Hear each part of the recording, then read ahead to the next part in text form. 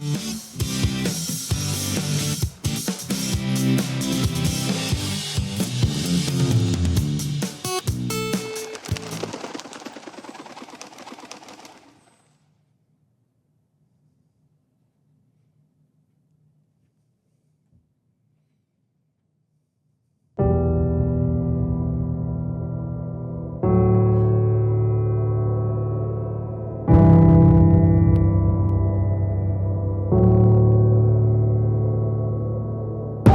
most days, the only constant is change. And the pressure is always rising. The broken promises add up, and life feels out of your control.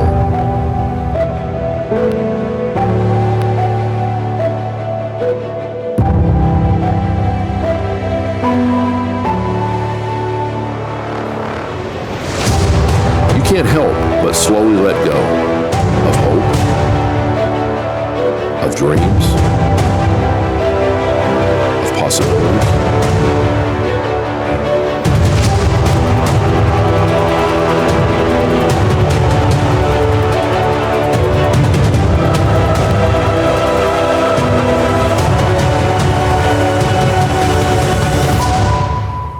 Until someone or something proves you wrong, or introduces you to a place that you can call your own. Welcome everyone to a very special edition of Off the Hook with Matty D. I am your host, Matt DiNardo, and today we're going to be discussing a project that is happening nationwide, where stress rolls away with the right river, here and in hope is Central increased Virginia. with It is every called fish we the catch. MayFly Project, and I want to bring in my very special guests for Where a high today's five can discussion. change your spirit. In the top right of your screen is Judy Edwards, and then in And the a center cast top of your calm, screen troubled is mind. Pam Bernardo. Welcome to both of you. Thank you so much for joining me. Matty, thank you for having us. This is an amazing project. I really want to talk a little bit about this. So, Judy, I know somehow, some way, you found out about this project and you were Together in the river, let's say, we highly will find skeptical, patience, and then all of a sudden excitement, you went and opportunity, it was like, perseverance, oh my gosh, we and have to do friendship. this. Pretty much that's it. A member of Fly Fishers of Virginia, Joanne Lindstrom Gibbons, gave me some information goes beyond on the the MayFly gift of a Project, fly and I rod. looked at it and said, yeah, that's It kind is of the interesting. MayFly Project. And then I went to the Fly Fishing and Wine Show last year and met Zach Smith, who's the lead mentor for the Pearisburg Project. Zach talked me into driving 3 hours and 6 minutes to mentor with the kids in Pearisburg. And I have to say, every time the trip down there took 3 hours and 6 minutes, but the trip home took about 5 minutes. And that's just because you were filled with love, energy, and you just, you couldn't stop thinking and talking about all that you saw. To see these kids catch fish, and in Pearisburg in particular, they're at the Isaac Walton League, and they stock it with 2-foot, 22, 24-inch trout. Mm-hmm. And to see these kids catching their first fish and landing it was just amazing. So let's talk a little bit about this. And Pam, I want to bring you into this conversation as well. I don't want to use the word rope in, but I'm going to use the word rope in. How did Judy then pick up the phone, text you, whatever the case was, and rope you into this idea of working on the MayFly Project and bringing it to Richmond? Well, she wrote me in with Fly Fishers of Virginia. There was an announcement she made that Pearisburg Project was looking for female anglers to help with some of the young girls or women that wanted to be in the project. And I have volunteered with the Department of Wildlife, DWR, with activities, have done the Girl Scout activities, and love the enthusiasm of the kids when they fish and the joy in their face. Also, at some point, teaching the adults the families how to fish. I also have granddaughters that learned to fish when they were younger, and I love being with them in nature and seeing their reaction, and also the self-esteem they get so far as when they're out fishing. And I do remember, because of course all three of us are members of FFE, Fly Fishers of Virginia, and I do remember when Judy got up and spent a couple of minutes talking about this, and I'm sitting there going, this is a tremendous project. It's not only a way to, look, get that younger generation into fly fishing, which we both love and many others do. But really, it's more about giving those kids a safe and fun environment to take them away from the mental anguish, the emotional anguish that they feel, because we're talking about foster children here. And there are so many foster children, not just in America, but even here in the Commonwealth. I think the last number that I read was about 85,000. You might have a newer number.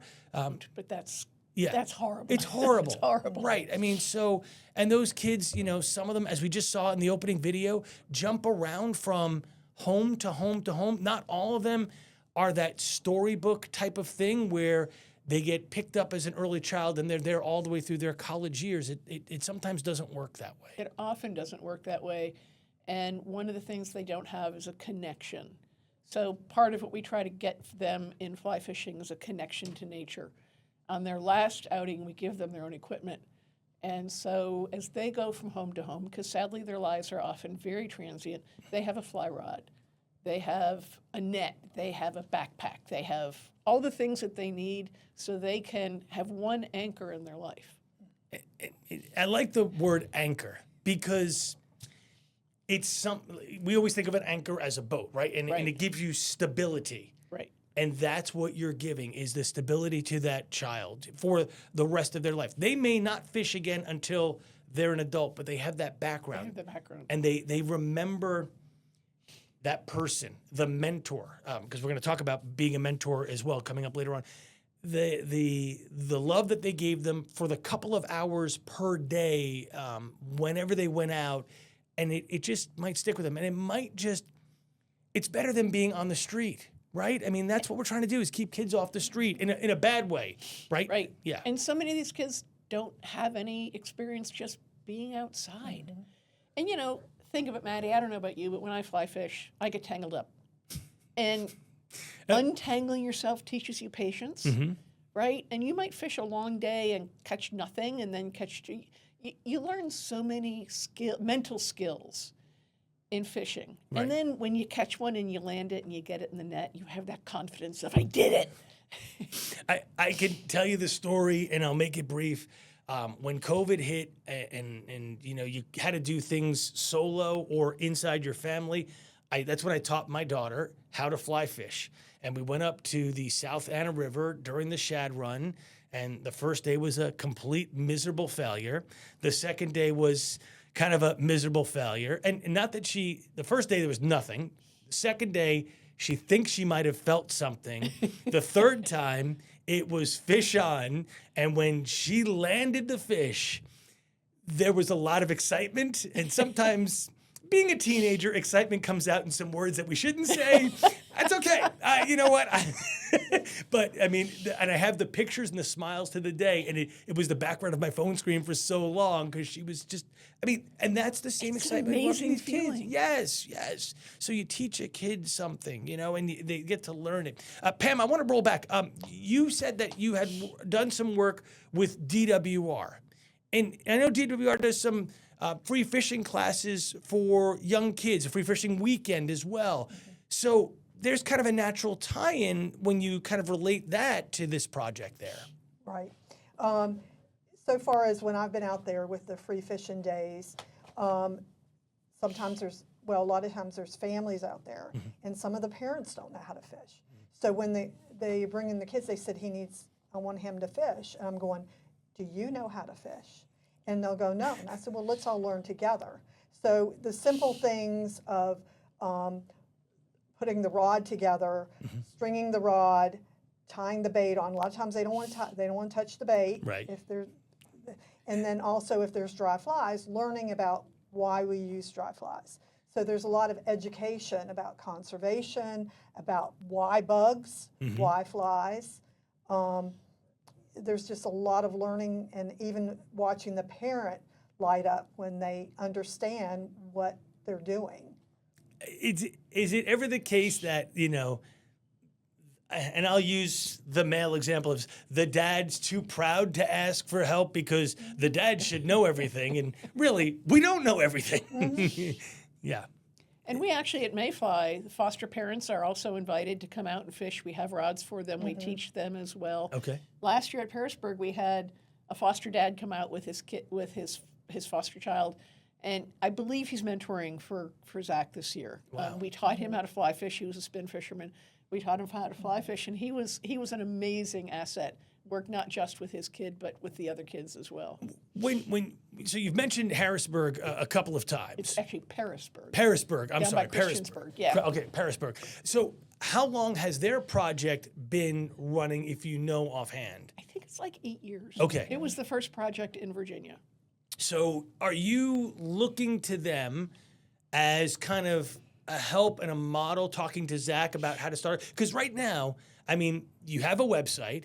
You're looking for mentors, although I heard, and we'll talk about this, you're full of mentors now. We are full. Which is great. I mean, look, you solved problem number one, right? And so as you're starting to develop this project, Judy and Pam, are you looking at Zach? Are you looking at Parisburg and you're saying, I like what they do here, I don't like what they do here, or like, how are you developing it? So one of the amazing things about MayFly that I did not know until I became a lead mentor is the support from the other lead mentors. We have kind of a regional lead mentor. Her name is also Pam. She's been amazingly helpful, but literally our project got approved. I heard from Scott, the head of the Roanoke project. I heard from Annie, the head of the Raleigh project. Annie just drove up from Raleigh to support us at the brewery last Thursday at the F3T tour where the movie was shown. Okay. She brought merch to sell for our project. It's an amazing, and now I'm getting other people like Annie's going to send me her curriculum, and we all use the MayFly curriculum, but we set it up differently. So Pam and I know how Zach did it, and now we're actually going to go down to Scott and spend a day with his group, and we're going to go to Raleigh and spend a day with Annie and her group to see how other organizations do it. Put it together. And you gave me before here, and we'll just kind of show, I mean, this curriculum here is no joke. It is a really thick booklet. Like there's a lot of planning, a lot of logistics, a lot of I's to dot and T's to cross before you can ever accept that first child into the program. So let's talk about that. So we're getting ideas from other groups, we're visiting other groups, we're seeing how they do that. Once you kind of have that outline, how do you then start to get kids involved? We've been really lucky. We have a FFE member named Tim Jackson. Tim works for Henrico Schools and has a relationship with, it's now called Shine Forth. It used to be United Methodist Family Services. Okay. Tim reached out to one of the people there, and she said, we are totally interested. Our first visit, we said we would take 3 kids our first year, and we have so many mentors that we've already increased it to 4. Okay. We're going to probably meet kids in June, let them select whether or not this is an activity they want to do. Mm-hmm. And so for this year, we have our kids. We're hoping to open it to more than Shine Forth as we move forward. There's plenty of kids in foster care who are in private homes, but this was a great way for us to get started. Right, get your feet wet, kind of feel it out, work out the bugs and the kinks, right? Because it's going to be a huge learning curve on your end as well. Yes. And so you were both at the MayFly Project group desk, I should say, or booth, whatever you want to say, at the Fly Fishing Virginia Wine and Festival. And the booth, that's the word I was looking for. And so, Pam, I mean, people came up to the booth. Judy, people came, and what did they say about the project? What was the interest like? How did it grow? Well, the first thing is when they came up, like I would ask, do you know what the MayFly Project is? Right. And they'll say no. And most everybody said no. What about it? And I would start with the dialogue, or anybody, the ones that were there, about the fact is this is volunteering fly fishing for foster kids. Right. Teaching them a new skill. Also the sessions and we show them the book that you have so far as what they learn through the program, mm-hmm. and that it is spreading throughout the United States. I was in Montana last summer, and it's big there. They're very familiar with it. So it's interesting to talk to people in different states and what they know about it. And the ones that are familiar, it's just say it's an awesome program for kids. Right. And it's called a project, and I think that's an interesting name because I never thought of fly fishing as a project, but you take it on. There are multiple stages of learning, Yes. just like a project. Yes. And when you take a child onto it, you're adding an extra stage because, as you said, there's so much to unfold and to teach. And I mean, I think it's really great. So we take the kids out 5 times. Okay. Each trip is 2 to 3 hours, except the last trip, which can actually be a whole day, half day, kind of whatever works. They're named after the life phases of a MayFly. MayFly, right. The egg stage, the nymph stage, the emerger stage, the dun stage, and then the big catch stage. The first time we introduce the kids, pair them up with their mentors, start teaching them how to cast. We have hula hoops, we have plastic fish, all the fun things. Can I just say, I absolutely hate the hula hoop thing. I am miserable with hitting the dang hula hoop. And when you go out with a professional guide, you got to hit the hula hoop. It's Exactly. like, oh. Anyway, continue on. I'm sorry to interrupt. So, and then a huge part of what the MayFly teaches is conservation. We've actually got 2 conservationists, one of whom is a PhD kind of guy on staff, and we really put a lot of effort into it. Pam can speak to the 4 C's, I'm going to ask her to address that in just a second, but we take them out, we teach them to cast, we take them back in, we're super worried about safety. They get sunglasses, they get hats.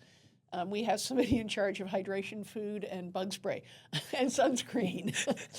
And then, so we bring them back in, get that all taken care of, and then we take them out and catch fish. All right, so Pam, I mean, she hit the layup there. Tell me the 4 C's. Explain to us the 4 C's. Okay, so my mind has just gone blank on the 4 C's. Wait a minute, I think I've got them here.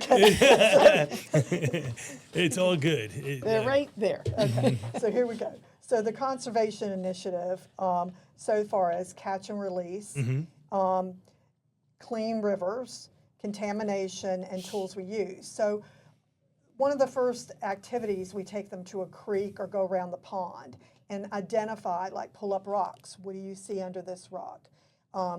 Then we also talk to them about clean waters.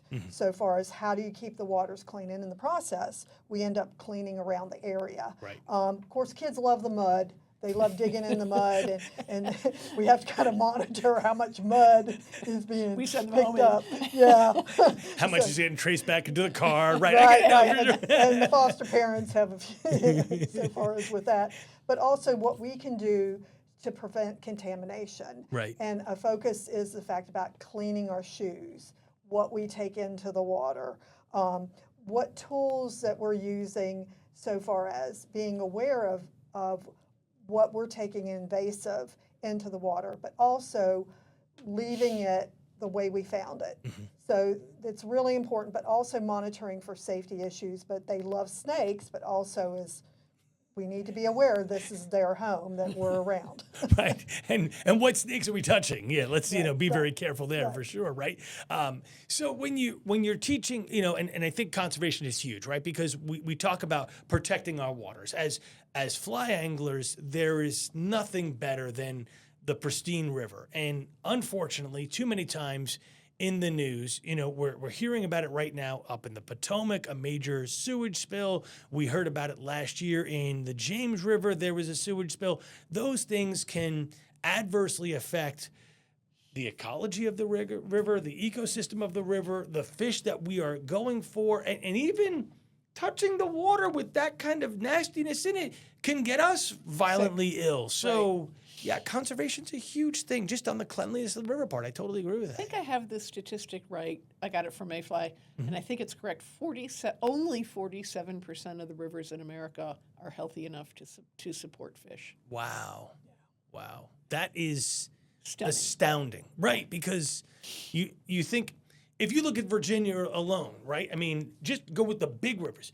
The James, the York, the Potomac, and then, of course, the Rappahannock. And then you have the Mattapony, you have the Annis, the South and North. Then you go west. I mean, forget about it, right? There's thousands of rivers. And if we just took that if you're saying less than half of the rivers in Virginia, just as as an example, that would be a disaster, right? So yeah, big time problems. Yeah. I want to go back to the Fly Fishers of Virginia and Wine Festival. The fly, I'm never going to get it right, and poor my man's going to kill me, right? But so people walked up, you explained the MayFly Project. How was the sign-ups there? Did you get a lot of people there, or were you already booked at that point? Or did you get a lot of people saying, hey, take my information, contact me, I am interested? How did that all work? Pretty much the latter. I have, between that festival, we met with the Richmond Fly Women. Great group. And we had a bunch of sign-ups there, and then we were, again, at the brewery the next night. I think we have 10 people on our waiting list and 10 people on my want more information list. Okay. So we have 19 mentors and a bench of probably 20. Oh, wow. That's fantastic. So we may actually, we'll see. We said we're going to grow 2 kids a year. We might grow 3 kids a year. So 19 mentors for 4 kids.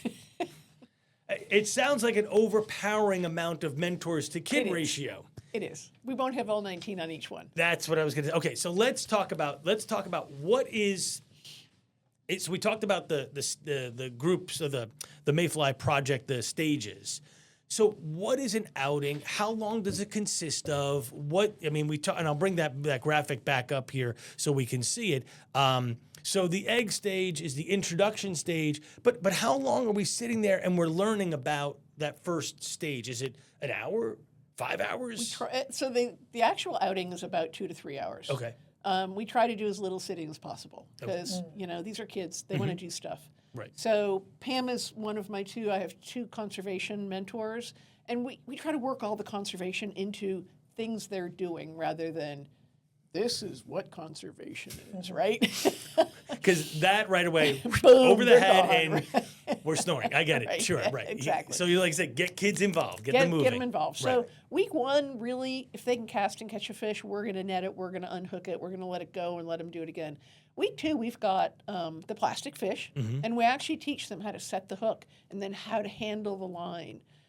Last year, we had a few fish in trees, which is not an uncommon thing when you're teaching kids how to fly fish, right? Now, let's state that the plastic fish in trees, not live trout and fish in trees. We actually had a couple live trout in trees, but we got them out, and they swam away. Okay. Well, hey, there's something I have never done yet. I'm going to put the yet out there.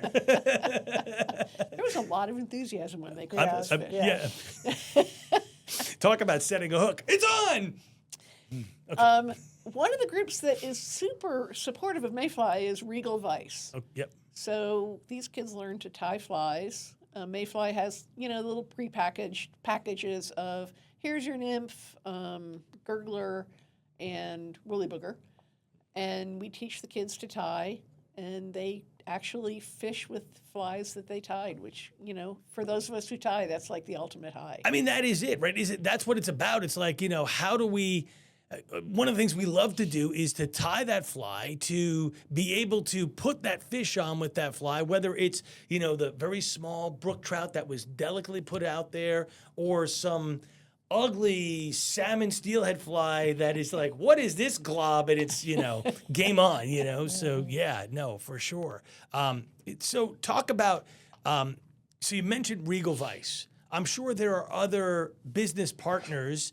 I know locally, and couldn't be here today, Dan Hansberger, part of Real Financial. He's helping you out, one of the local businesses. What other local businesses are there? And how did you get Dan involved? Oh, Dan spoke to me after I spoke at FFV, and he's way involved.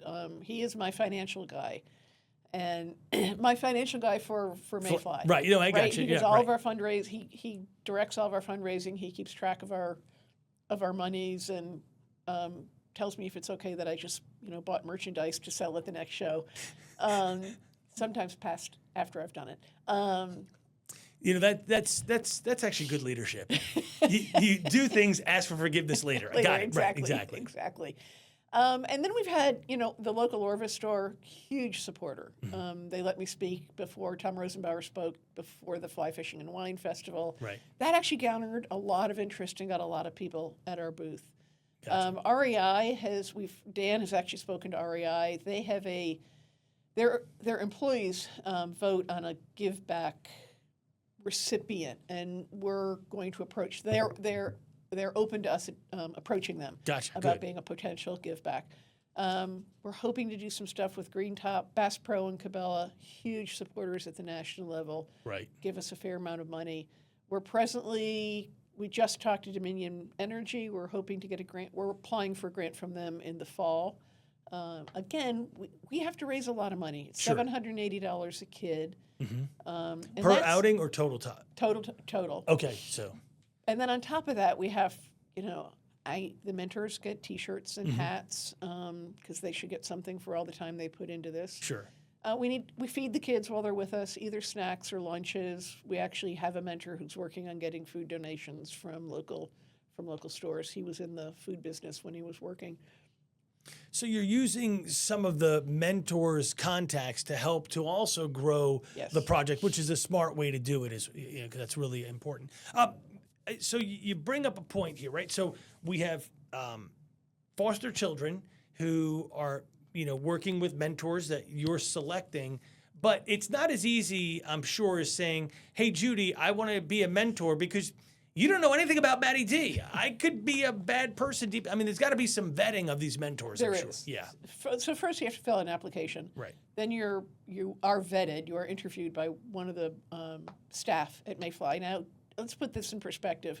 MayFly has two CEOs or co-CEOs, Jess and Caitlin, and then there's Joanna and Emily, and I'm leaving one person out, and that's the staff.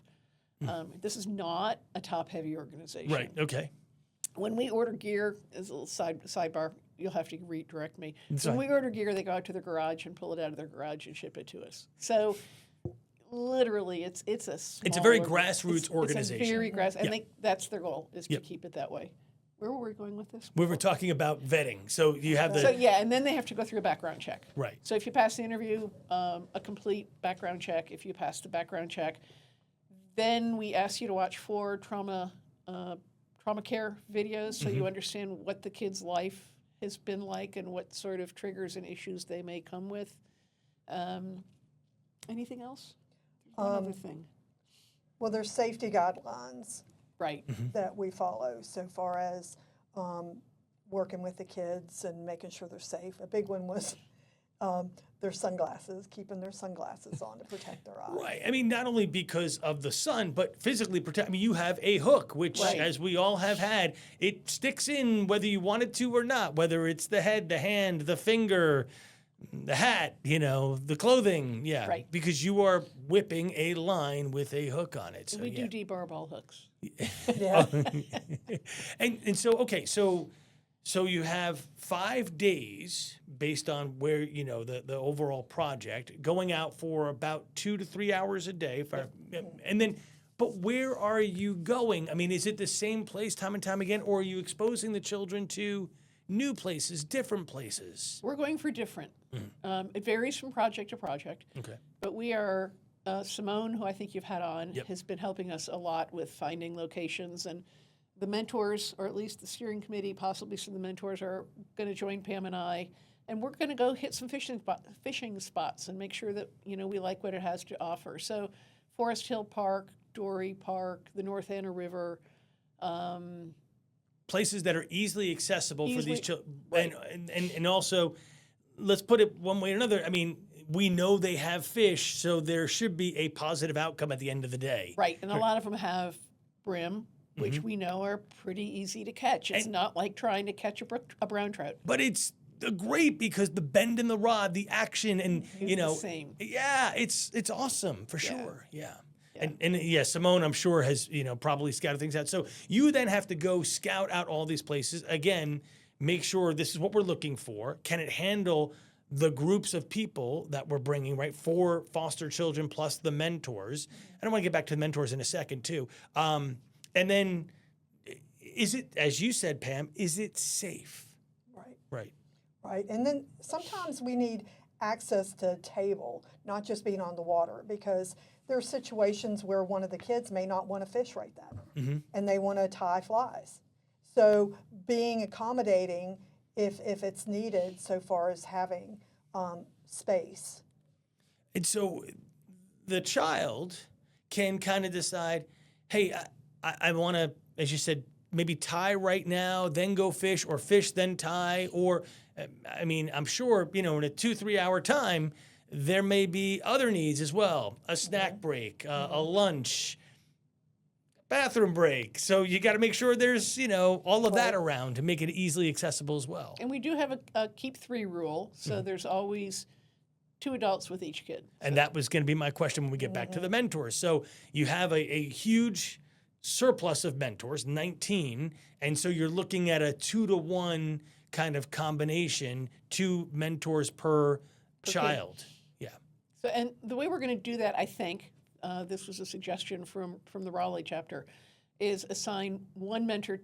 Actually, the kids are going to pick their mentors, and that will be their primary mentor, and they'll have that mentor for the 5 outings. Gotcha. And then their secondary mentor will rotate, so the kids get exposure to different ways of thinking about it, different ways of doing things. We have one guy who you probably know from FFE named Dan, and he's got the most amazing casting teaching skills. Right. And he's happily one of our mentors, and he's our casting instructor. It's great. So his job will be to circle amongst the 4 and help anybody, but whether it's the mentor or the kid, just keep them on task so the casting is going really well. And there is an art, as we all know, to casting a fly, casting a line, because you can go too far, you can whip it too much. I mean, there's all kinds of things. So, and not that we're casting for 100 feet or something like that. We're doing smaller, but I get it. But casting is an art form. And then I think I like the 2-to-1 because, as we both know, you put a fish on, now you're in the river or on the bank and it's not super stable and you need somebody to net. So you can kind of double team that child to make things very effective. And then, as we said earlier, lines get tangled. So we'll have roving mentors, and they have a rigged up rod.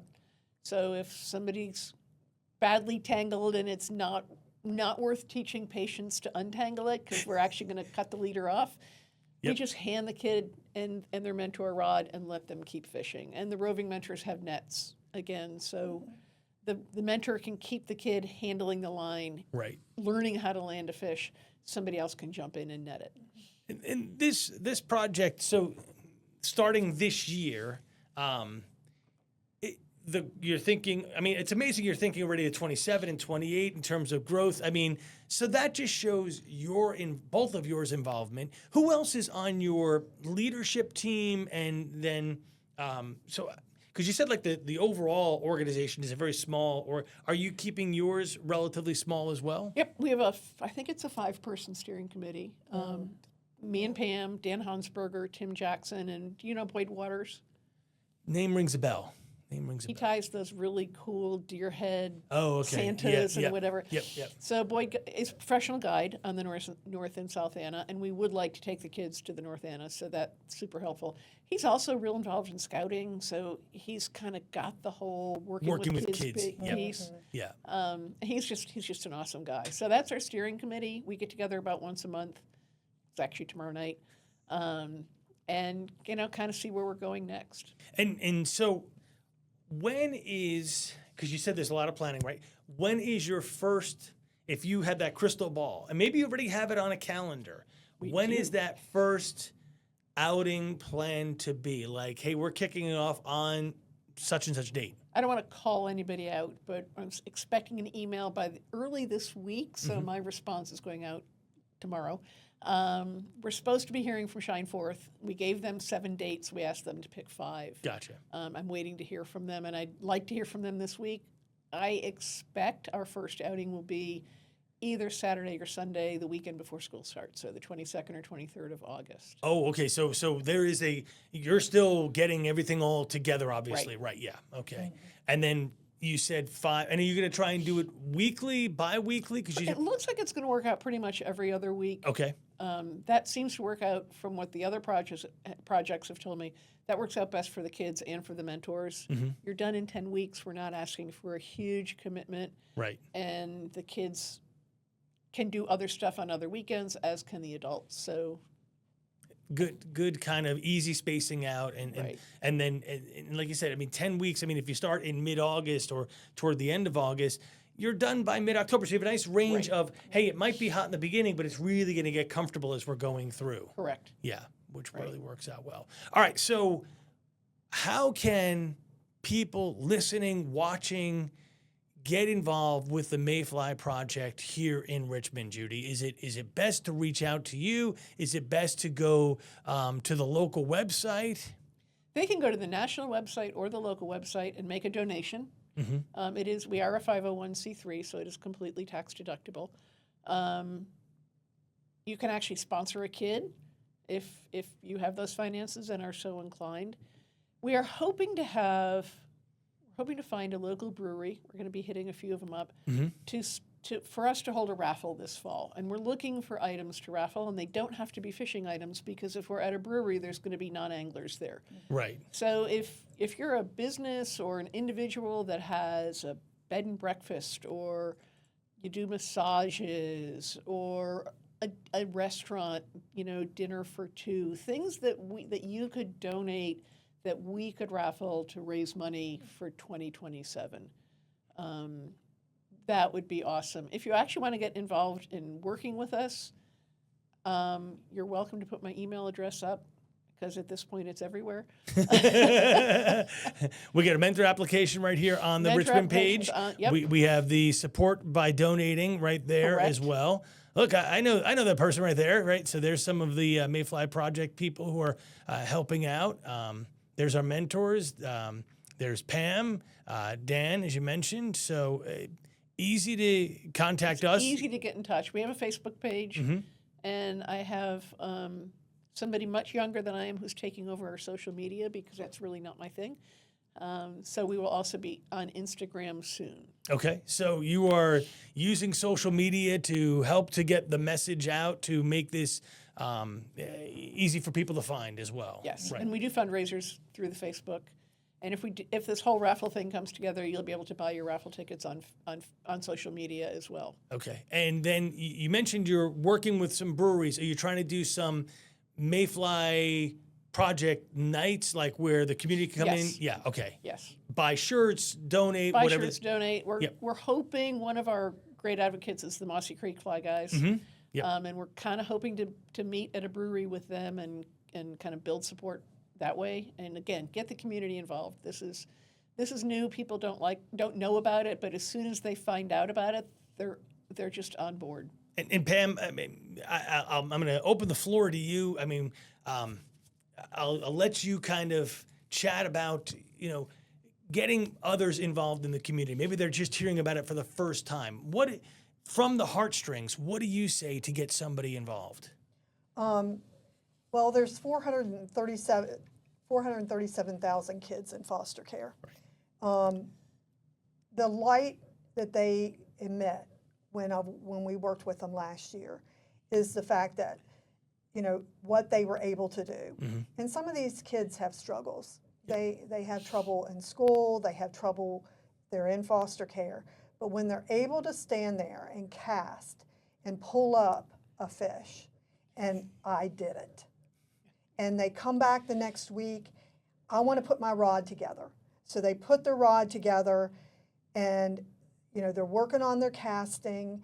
They want to get back out there. It's just, and then we also, being in the rivers, picking up bugs, so far as, and even if they're able to work on it when we're not there with their foster family, even listening to the foster family said they went out and they were trying to catch fish. And you have witnessed this by being with the other groups, as you mentioned. And as Judy said at the top of the show, I don't know if you missed it, it was a long ride out there, but it felt like a 3-minute car ride back or a 5-minute car ride coming back. And that's just because of all of that you witnessed and the love that you saw. Right. Yeah. just incredible stuff. I can't thank you both for, number one, doing this project, the MayFly Project, starting at Judy, bringing Pam on, developing your leadership team, and really getting this going for our community. I think it's a great thing.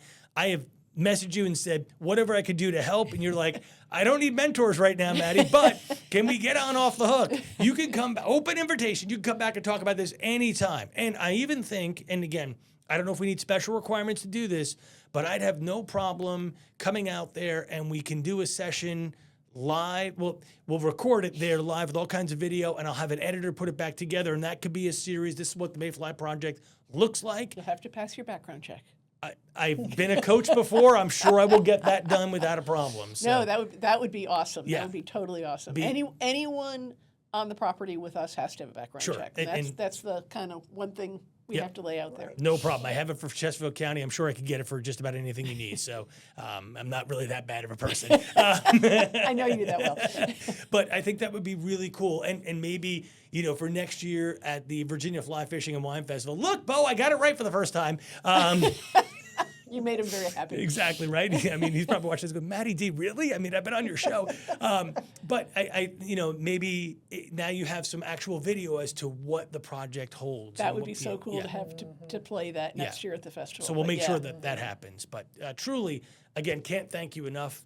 It's a great project. I'm going to bring up the website one more time here. Again, if you want to know more, it's MayFlyProject.com. If you want to go to the Richmond page, you can do it under project and then project locations. You'll see this map pop up here.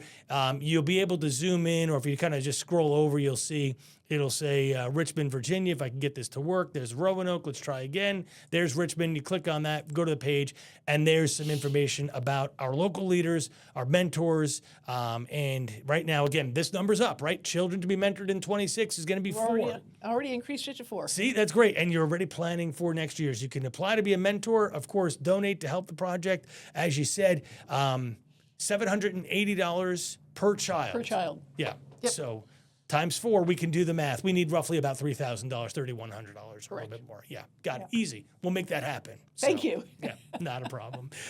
Thank you once again, Pam. Thank you, Judy, for joining me. Thank you, Matty. Thank you, Matty. Yeah, my pleasure. Again, Off the Hook with Matty D. Please help out the MayFly Project. This is truly an amazing organization, an amazing project. And again, we're going to help those kids that are in need and just show them that there is, as we say, light at the end of the tunnel and a fun time to be had on our rivers and streams. Enjoy. We'll see you next time for another episode of Off the Hook with Matty D.